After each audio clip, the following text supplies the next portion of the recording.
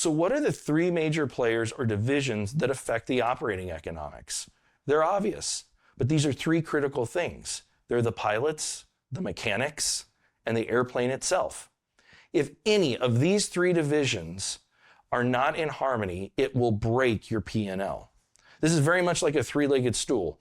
If any of the three legs are weak, or if they're broken, the stool's going to topple over.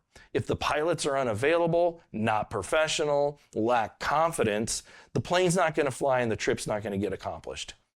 If the mechanics can't fix the airplane, maintain the airplane, or be proactive, which is a big deal in the maintenance world, the plane's not going to fly or it's going to become unsafe. Perhaps the plane's a lemon, plagued with issues to where no maintenance person could fix it, or it's in the wrong geographic location, the trip's not going to fly. So all three of these things have to be working in harmony.